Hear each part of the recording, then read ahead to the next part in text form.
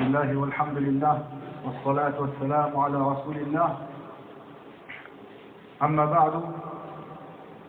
On va faire la traduction Inch'Allah du cours. Les traductions des questions ce sera pour la prochaine fois Inch'Allah, à part 2-3 questions qu'on va faire maintenant.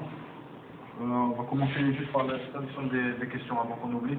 Et le reste des questions sera pour la prochaine fois avec la traduction de la question qu'on a posée à Cheikh Abdallah Nejmi sur les machines de qui on prend la science là-bas à Al-Jazan, dans le sud de Saoudia. Il y a eu beaucoup de questions, alhamdulillah, donc on va les traduire vraiment pour la prochaine fois. Peut-être, à peu près, la prochaine fois ça devrait être demain, Inch'Allah. Il y a une question qui a été posée sur sur le boycott. Voilà, il a dit concernant les événements de Gaza, donc de Gaza, en France, beaucoup d'associations musulmanes appellent au boycott des produits israéliens. Comment doit-on réagir par rapport au boycott? Donc le cheikh, lui, il a expliqué que le boycott, c'est une chose qui est légiférée, mais cette chose-là, elle vient, donc l'ordre du boycott, de boycotter ces produits, les produits qui viennent des juifs, c'est quelque chose qui est légiféré par les dirigeants des pays, les dirigeants, Wulatul Umur. C'est eux qui légifèrent cela. Musulmans, bien sûr. C'est bon de le rappeler. Peut-être qu'il y a un petit baisse par rapport à ça. Les dirigeants des pays musulmans, c'est eux qui légifèrent si à ce moment-là il faut faire un boycott ou il ne faut pas faire un boycott. Ça, Cheikh il a dit que donc ce n'est pas arrivé dans tous les cas. Il y a pas, les dirigeants des pays musulmans, ils n'ont pas fait ça, ils n'ont pas ordonné cela. Et ça n'appartient pas à n'importe qui. De chaque personne, il dit moi je boycotte pas. Ça, c'est quelque chose qui vient des dirigeants. Pourquoi? Parce que ce sont eux qui connaissent ce qu'on appelle le masalih ou le mafasid, c'est-à-dire les choses qui vont ramener un bien ou qui vont ramener un mal, une mauvaise chose ou une bonne chose.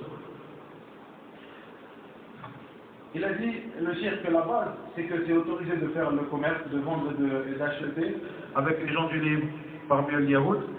Et parmi ceux-là, les preuves, il y en a beaucoup. Et parmi ces preuves-là, Cheikh, il a cité donc la preuve que le prophète Mohammed, quand il est mort, il avait sa cuirasse qui était en gage, il avait mis en gage contre de la nourriture à un juif de Médine. Donc ça, c'est une preuve et des preuves, il y en a beaucoup sur l'autorisation de faire du commerce donc avec les gens du livre. Donc le commerce, à la base, il est autorisé. Avec les événements qui sont en ce moment ou en dehors de ces événements-là. Et par rapport à cela, donc le boycott, il n'appartient pas à une personne, à n'importe qui de le faire, donc ça revient au gouverneur des musulmans. Il y avait aussi une question sur est-ce que c'est légiféré de lever les mains et de faire le ta'min, c'est-à-dire de dire amin dans les du'a derrière l'imam, du'a al-qunut, pendant le qunut de l'witr. Et Cheikh il a dit que lever les mains, il ne connaît pas de hadith sur cela, donc il n'a pas de dalil. Et la base, c'est que ceux dans quoi il a été rapporté que le prophète a levé les mains, à cet endroit-là on lève les mains. Et ceux qui nous a été rapporté que dans tel endroit ou tel cas le prophète n'a pas levé les mains, ou il n'y a rien été rapporté, c'est qu'on ne lève pas les mains. Donc il est référé donc de lever les mains à ces endroits où le prophète il nous a été rapporté qu'il levait les mains. Il a dit par rapport au fait de dire amin, il n'y a pas de. La base, c'est que c'est légiféré en fait de dire amin au dua. Et par rapport à la dua al-istikhara, c'est pareil. Il a dit chez qui ne connaissait pas donc de preuve par rapport à cela, du fait de lever les mains au moment de faire dua al-istikhara. Le reste des questions, Inch'Allah, ils seront traduits la prochaine fois, Inch'Allah.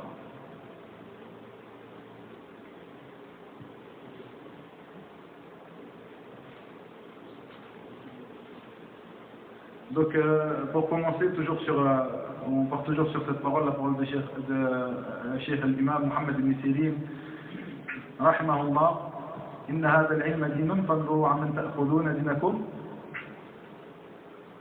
Certes, cette science est une religion, regardez donc de qui vous l'apprenez. On va faire une brève biographie de Cheikh Fouad al-Umari.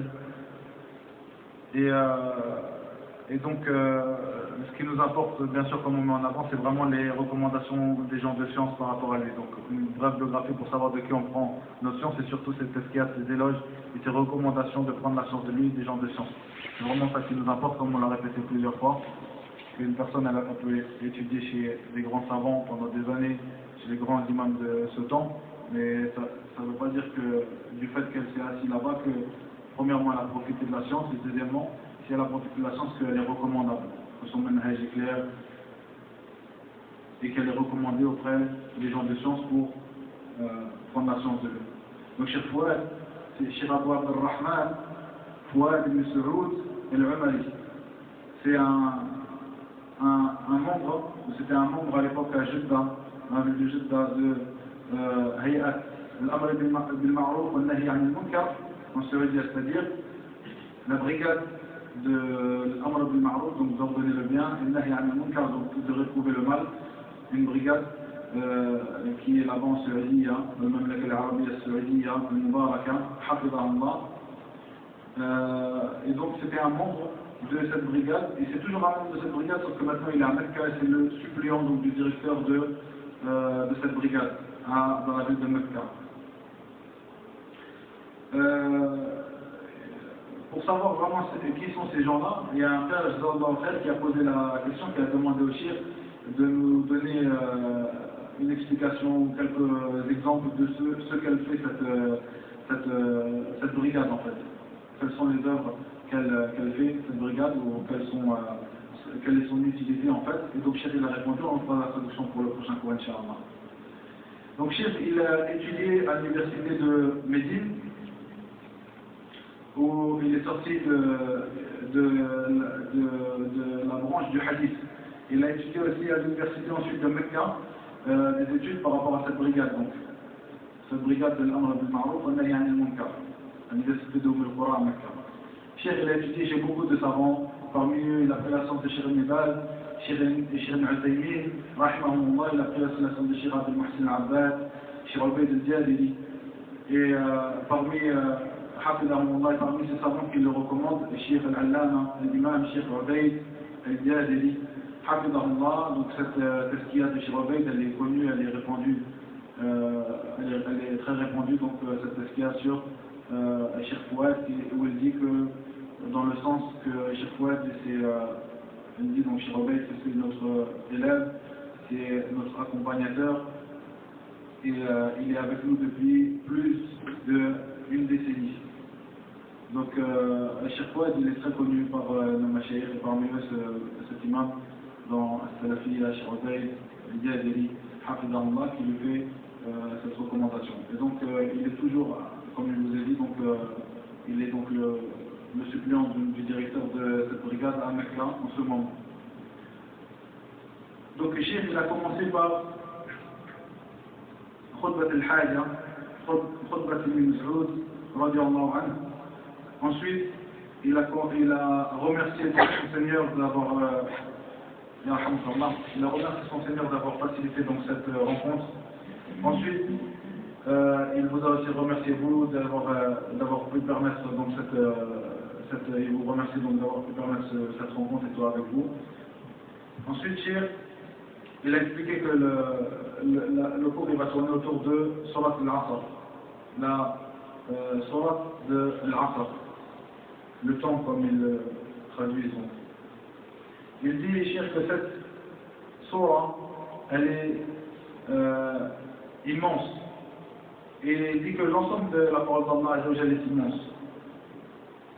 Mais cette Surah, de laquelle l'imam Shafi'i, rahimahullah, a dit cette parole qui est connue, que si Allah, dans le sens donc de cette parole, que si Allah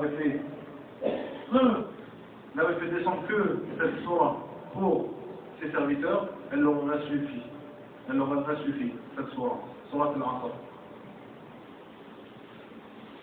Il dit que cette Surah, elle nous montre et elle nous éclaircit la voie à suivre et le chemin donc à emprunter pour faire partie de ceux qui sont sauvés et secourus. Et ceux qui réussissent dans la vie d'ici-bas et dans l'au-delà. Et celui qui désire donc la réussite donc dans cette vie d'ici-bas et dans l'au-delà, il doit suivre donc ces enseignements qui sont tirés de cette sourate al-Asr. Il dit, le cheikh Hafidahullah, que Allah Azza wa Jal a ouvert ou a fait débuter donc ou a débuté cette sourate par une information, une très grande information que on peut dire qui fait peur ou qui met de la peur dans le cœur de ceux qui l'écoutent parmi les gens de l'iman, les gens de la croyance, donc les croyants. Et il dit que Allah Azza wa Jal, il a appuyé cette information qu'il a donnée au début de cette sourate par trois, on appelle ça en arabe donc des mu'akkidat, c'est-à-dire voilà, des affirmations, afin de nous, c'est-à-dire qu'on soit à l'affût, de nous mettre à l'affût par rapport à cette information qui est une très grande information. Et cette information est qu'il a dit que certes l'homme ou l'être humain est dans la perdition. Et c'est cela, cette grande information qu'il a évoquée, subhanahu wa ta'ala, au début de cette sourate. Et parmi donc ces affirmations, ces mu'akkidat, ces trois mu'akkidat, donc il a commencé par le qasam, c'est-à-dire le qasam c'est le fait de jurer. Donc Allah Azza wa Jalla a juré par l'asr, donc qui est le temps. Ensuite, le deuxième, il a dit inna al-insan, inna, donc ce harf qui est harf inna, qui est une affirmation, une manière d'affirmer dans la langue arabe. Et ensuite par la lettre al-lam, quand il dit inna al-insana lafi khusr. Ce lam, c'est aussi une affirmation qui fait partie de l'mu'akkidat. Donc il a affirmé cela par trois mu'akkidat. Ça a un poids dans la langue arabe, pour ceux qui comprennent la langue arabe, c'est un très grand poids. Qu'il a affirmé, subhanahu wa ta'ala, cette information par ces trois mu'akkidat, ces trois affirmations, c'est un très grand poids. Et comme il nous dit, Cheikh Hafidahullah, c'est pour nous montrer ou pour nous mettre à l'affût, pour nous faire prendre conscience de l'importance et de la grandeur de cette information qui est que l'être humain est dans la perdition. Et il dit, cher, que nous tous, la sorte de l'être humain, nous rentrons dans cette appellation qui est l'insan, l'être humain. Nous rentrons tous dans cela. Il dit, le cher, que Allah Azza wa Jal, il a juré par le temps. Et ce temps-là, c'est le temps dans lequel il se passe, où il y a les œuvres qui sont les œuvres de bien ou les œuvres de mal. Il dit Cheikh Hafidahullah, que Allah Azza wa Jal, il jure par ce qu'il veut de ses serviteurs ou de ses créatures. Il jure par ce qu'il veut de ses créatures. À l'inverse des serviteurs de nous qui ne nous est pas légiféré de juger par autre que Allah Azza wa Jal. Il ne nous est pas légiféré de juger par ses créatures. Comme il dit le prophète sallam dans ce hadith, il dit que celui qui jure par autre qu'Allah, il a certes associé ou mécru. Il dit que Cheikh Hafidahullah, que Allah Azza wa Jal donc il nous a informé que tous les êtres humains sont dans la perdition, sauf cette exception que Allah Azza wa Jal nous a formulée ou nous a informé de cette exception, ces gens qui sont ceux qui vont venir dans la sourate. Et il a dit que c'est avec donc une formule dans la langue arabe, la formule où ce harf, donc cette lettre qui est illa, c'est une lettre pour marquer l'exception. Et que les gens ils demandent à propos du manhaj, de la voie ou du chemin à suivre, le chemin des prophètes et des envoyés, le chemin sur lequel cheminer afin d'être parmi ceux qui sont secourus, ceux qui sont sauvés dans la vie d'ici-bas. Ils demandent après cela. Et Allah Azza wa Jal nous l'a informé parmi les pour nous dans cette sourate al-Asr. Donc celui qui veut faire partie donc de ces gens-là qui seront sauvés de la perdition, donc ils suivent ce qui a été énoncé par Allah Azza wa Jal. Donc qu'ils fassent partie de ces gens que Allah Azza wa Jal a exceptionnés ou a mentionné comme exception à ceux qui seront dans la perdition. Donc il a commencé par dire Allah Azza wa Jal, illa alladhina amanu, sauf ceux qui ont cru. Il dit Cheikh al-Iman, qu'est-ce que c'est? Chez les gens de Ahl-Sunnah, chez les gens de la Sunnah, c'est une croyance par le cœur, une parole par la langue et une action par les membres, cette fois, l'Iman, il accroît par les bonnes œuvres et il baisse par les mauvaises œuvres, par les péchés. Et par rapport à cela, il y a beaucoup de preuves. Parmi ces preuves, le hadith où le prophète sallallahu alayhi wa sallam, ce hadith qui est dans les deux sahih, où le prophète sallallahu alayhi wa sallam a dit que la foi est plus que 60, ou dans une version 70 branches. Et que la plus haute de ces branches est la parole, le fait de dire la ilaha illallah, et la plus basse donc, de ces branches, c'est le fait d'enlever les choses qui nuisent ou les choses nuisibles sur le chemin. Et que la pudeur est une branche de la foi. Ce hadith nous montre donc que la foi elle augmente, elle a des branches qui sont plus ou moins élevées et qu'elle augmente et qu'elle diminue. Il dit aussi cher que les piliers de la foi chez Ahl-Sunnah, ils sont au nombre de 6. Les 6 piliers de la foi qui sont la croyance en Allah, en ses anges, ses livres, ses envoyés, au jour de la résurrection et à la prédestination, qu'elle soit bonne ou mauvaise. Et il y a beaucoup de preuves par rapport à cela, comme le hadith qui est hadith Jibril al-Mashbour, celui qui est connu comme étant appelé hadith Jibril. Ensuite, il dit aussi que les preuves par rapport au fait que la foi augmente et diminue, il y en a beaucoup. Parmi cela, beaucoup de preuves, beaucoup de versets du Coran. Il y a aussi ces hadiths où le prophète sallallahu alayhi wa sallam a dit en parlant des femmes qu'il n'a pas vu comme celles-ci qui ont une raison qui est diminuée, une raison et une foi qui est diminuée, la dinar et ça, c'est-à-dire qu'ils sont diminués dans leur raison et dans leur foi en parlant des femmes. Et il dit aussi le shir, parmi ces preuves, le hadith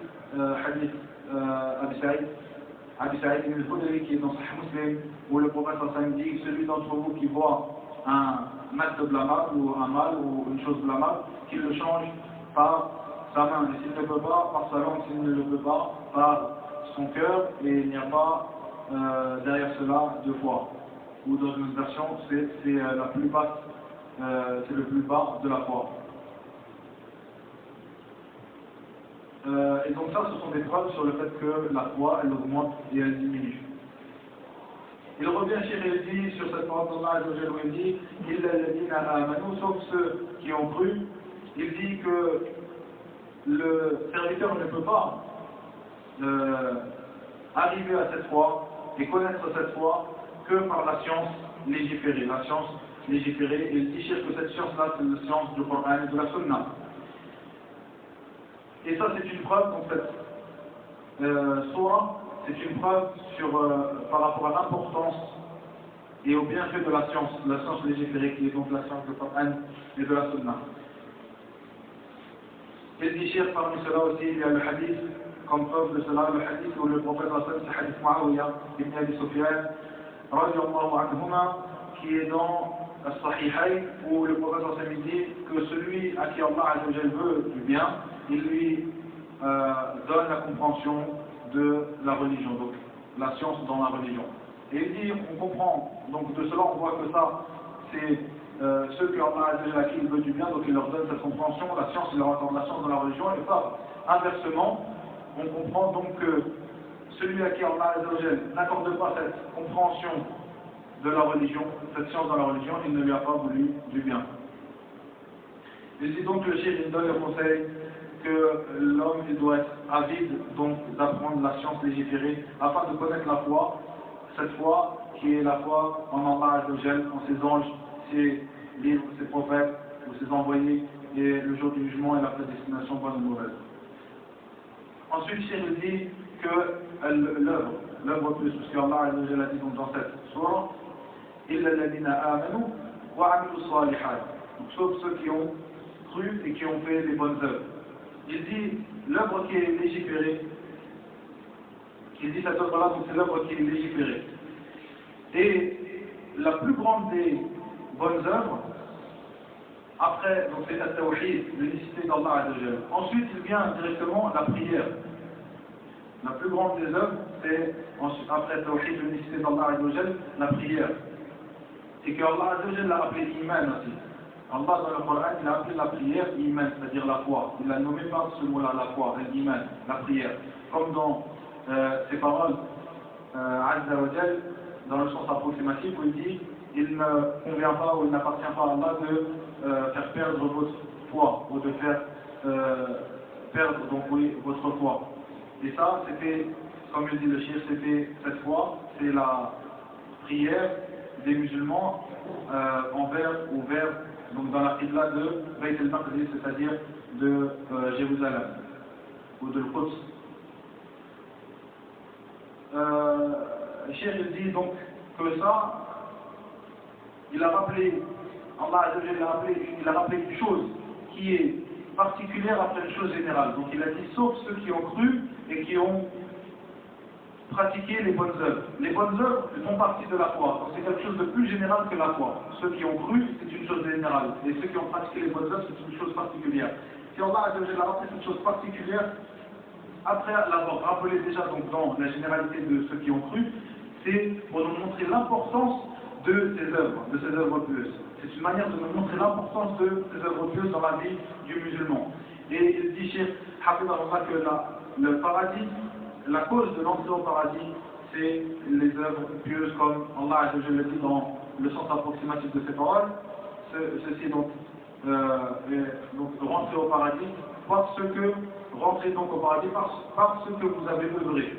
Donc par la cause de ces œuvres que vous avez œuvrées. Ensuite, il dit cheikh que ce n'est pas toutes les œuvres qui sont acceptées. Et l'œuvre qui est acceptée, c'est l'œuvre qui est pieuse, l'amal salih. Et cette œuvre pieuse, c'est celle qui a réuni ces deux conditions qui sont les conditions d'acceptation de l'adoration, qui sont al-ikhlas, donc la sincérité envers Allah Azza wa Jal, et al-mutala'a, le suivi de la sunna du prophète Muhammad sallallahu alayhi wa sallam. Comme il dit Allah Azza wa Jal dans le sens approximatif de ses paroles, et ceux qui désirent sa rencontre, donc la rencontre d'Allah Azza wa Jal, donc ils œuvrent les bonnes œuvres et qu'ils n'associent rien à leur Seigneur. Ils œuvrent les bonnes œuvres et qu'ils n'associent rien à leur Seigneur. Et aussi, dans cette parole où Allah dit dans le silence approximatif, il ne leur a été ordonné que d'adorer Allah avec sincérité. Et il dit aussi que parmi ces preuves, le hadith où le prophète dit, certes, seulement les hommes ne valent pas leur intention, ou les hommes ne valent que par leur intention. Ainsi que cette parole du prophète Muhammad sallallahu alayhi wa sallam, où il dit dans le sens approximatif, donc hadith à Aïcha, celui qui œuvre une œuvre dans notre religion qui n'en fait pas partie, elle ne sera pas acceptée, elle sera rejetée. Et par ces œuvres pieuses, il dit cher que l'adorateur s'élève dans les degrés de l'adoration, donc dans le degré de l'ubudiyya, c'est-à-dire la servitude à son Seigneur. Il s'élève en degré dans la servitude à son Seigneur, Azza wa Jal, par ses œuvres pieuses. Donc il donne le conseil que l'un d'entre nous, c'est-à-dire que nous tous nous œuvrons dans cela. Il nous donne le conseil de multiplier les œuvres pieuses. Et il dit aussi que parmi la beauté de cette charia, de cette législation, il y a le fait que la personne elle ne peut pas être complète en elle-même, dans les œuvres qu'elle fait, que quand elle sera complète au niveau aussi des œuvres au niveau de la communauté. Et ça, c'est, comme il dit le chef, ça c'est le bien que Allah Azzawajal, le bien qui est dans cette communauté, que Allah Azzawajal nous a informé. C'est l'amr bil ma'ruf wa nahy 'anil munkar. Le fait d'ordonner le bien et de réprouver le blâmable. C'est le bien de l'ordonner entre nous et de le réprouver entre nous. Ça c'est le bien qui est dans cette communauté, comme Allah Azzawajal l'a informé dans ce verset, dans le sens approximatif que vous étiez la meilleure communauté sortie pour les gens, ou apparue pour les gens. Vous ordonnez le bien et vous réprouvez le mal et vous croyez en Allah. Et donc, les deux, dans Sahih, donc Hadith Anas, radiallahu anhu, le prophète dit, dans le sens approximatif, il y a l'un d'entre vous ne croira pas tant qu'il sera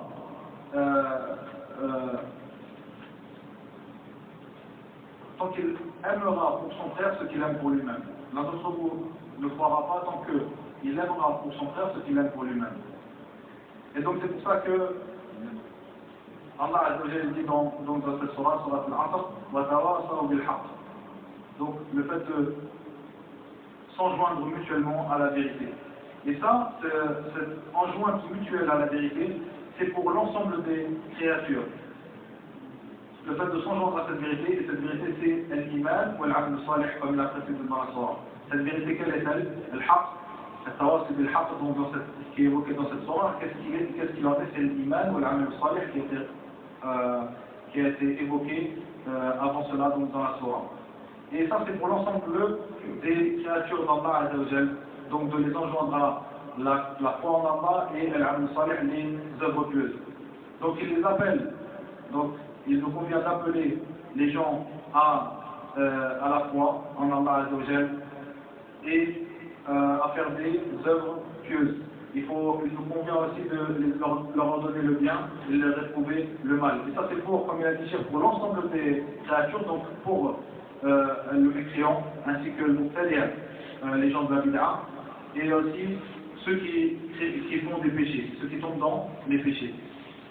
Il dit le shir, comment se savoir, c'est-à-dire cette enjointe mutuelle à la vérité avec le kafir, c'est en l'appelant à l'islam. Avec le muqtadi', les gens de l'innovation, ou celui qui fait partie des gens de l'innovation, on l'appelle à la sunna. Celui qui fait partie des gens des péchés, on l'appelle à l'obéissance à Allah Azza wa Jalla. Et comme cela, par rapport à cela, en fait, afin de s'enjoindre mutuellement à la vérité, il nous faut apprendre. Il nous faut la science qui est la science légiférée, la science du Coran et de la Sunna. Et que ce n'est pas n'importe qui fait cela. L'amr bil ma'ruf wa nahy 'anil munkar, c'est pas n'importe qui. Et ad-da'wa ila Allah, le fait d'appeler Allah, ce n'est pas pour n'importe qui, c'est pour ceux qui ont appris cette religion, qui ont appris cette science, qui est la science légiférée du Coran et de la Sunna. Parce que certaines personnes, ils sont rentrés dans cette porte, ou ils sont rentrés par cette porte, c'est-à-dire la porte de la da'wa et la porte de l'amr bil ma'ruf wa nahy 'anil munkar, et ils sont devenus des gens qui s'assoient avec les gens de la bid'a, du fait qu'ils sont entrés dans cette porte sans avoir pris donc ce qu'il leur convenait de prendre parmi ces sciences légiférées. Donc ils sont devenus parmi, ou ils ont été parmi les gens, donc ils se sont assis avec les gens de la bid'a et des passions. Eux, ils disaient que c'était pour les appeler et pour leur faire le conseil. Ils sont devenus, comme il dit Cheikh, eux-mêmes ceux qui ont été appelés. Donc à quoi? À cette innovation et à ces égarements. Ils sont devenus, du fait qu'ils ne s'étaient pas armés donc, de cette science légiférée, quand ils sont partis faire cette da'wa, cet appel à l'islam et l'amr bil ma'ruf wa nahy 'anil munkar, l'ordonnation du bien et la réprobation du mal. Donc ils n'avaient pas cette science, donc ils sont devenus eux, auprès des gens de l'innovation et des égarements, eux qui sont appelés à cela. Donc il dit, Cheikh, et prenez garde que ce ne soit pas, et parmi votre accompagnement, ceux qui vous accompagnent, ne ce soient pas des gens de la bid'a, ou des gens du kufr, des gens de la mécréance, ou même des gens des péchés, qui ne soient pas parmi les gens qui vous accompagnent.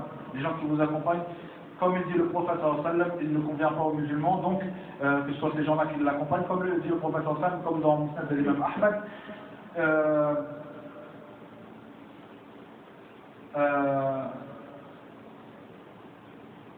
Donc dans le sens de ces paroles, que n'accompagne pas, sauf un croyant, ou n'accompagne que les croyants, ou qu'un croyant. Celui qui t'accompagne ne doit être qu'un croyant, et qu'il ne doit manger ta nourriture qu'un taqi, c'est-à-dire quelqu'un qui a la crainte d'Allah Azzawajal, cette crainte révérentielle. Et il dit aussi Allah Azzawajal, soyez, dans le sens approximatif de ces paroles, soyez avec les véridiques. Et il dit le cheikh que les véridiques ce sont Ahl Sunnah, As-Salafiyoun, ce sont eux les véridiques. Ensuite,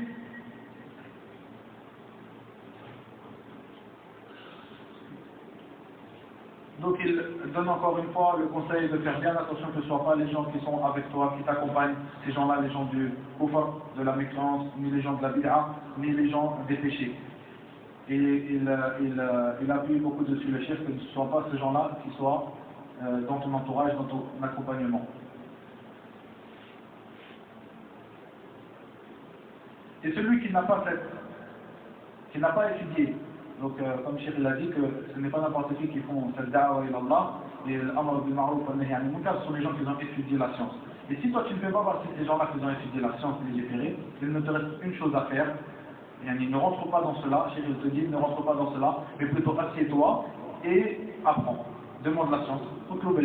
Assieds-toi et demande la science. Ensuite, Cheikh, il finit donc par le dernier verset qui est dans cette sourate, d'Allah Azzawajal, qui nous demande de nous enjoindre mutuellement à la patience. Et il dit que ça, la patience, c'est une très grande adoration. Une très grande adoration. Et la vérité de cette adoration, quelle est-elle? C'est le fait de retenir son cœur ainsi que sa langue et ses membres à prononcer ou à croire ou à faire ce qui est ma'siyatullah, c'est-à-dire ce qui est un péché pour Allah, une désobéissance en Allah Azzawajal. C'est ça la vérité de la patience. La patience, c'est celle-ci. Et il dit que parmi les fruits de la patience, il y a des grands fruits, ils sont beaucoup, et parmi ces fruits-là, ce que dit Allah Azzawajal dans le sens approximatif de ces paroles dans le Coran, qu'il sera accordé donc, il sera accordé à ceux qui sont patients leur rétribution sans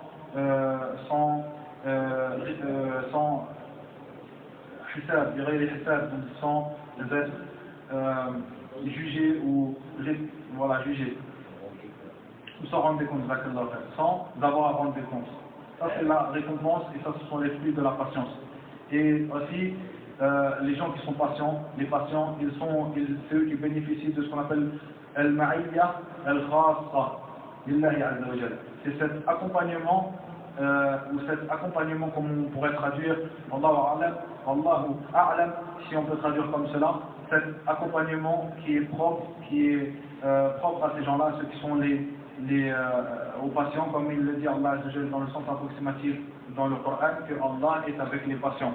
Et cet accompagnement qui est spécifique à certains adorateurs, il